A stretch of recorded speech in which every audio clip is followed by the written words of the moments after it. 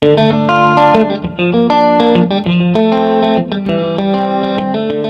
què tal? El meu nom és David Ventura i res, som l'autor d'aquest llibre que ara tens a les mans. El fet de quan escrius una cosa, voler-ho publicar, és un exercici de vanitat absolutament abufetejable i repugnant. Però, honestament, crec que, mira, potser et pugui interessar i et puguis divertir, puguis passar una bona estona llegint això, que m'ha publicat a Edicions Illades. He estat fent feina molts anys a IB3, que la considero ja quasi com la meva casa, tot i que ja fa anys que no faig feina.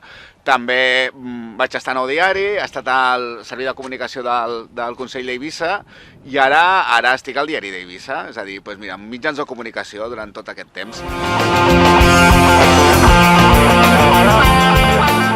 Jo penso que un autor no ha d'explicar mai de què va el seu llibre, perquè tu fas una proposta, però és el lector qui decideix de què va un llibre i com acaba.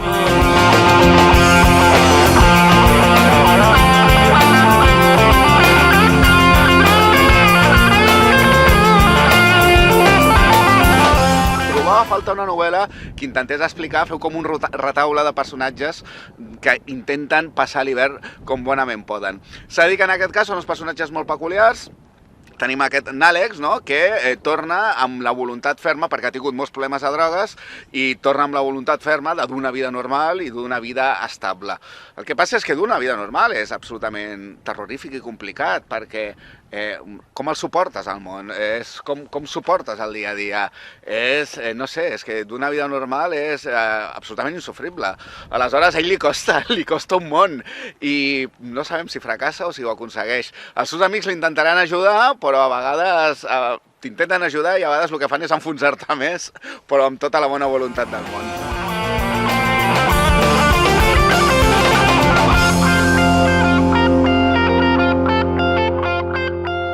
El llibre també compta amb un pròleg d'en Fernando de Lama, que s'ha de dir que el pròleg és més bo que la novel·la, que pràcticament el pròleg està genial, gràcies Fernando. La portada és un dibuix magnífic d'Anna Míriam Balboa, a qui li estic realment agraït, i també li estic agraït a tota la gent que m'ha ajudat amb la seva inspiració, amb les seves converses, amb la seva companyia.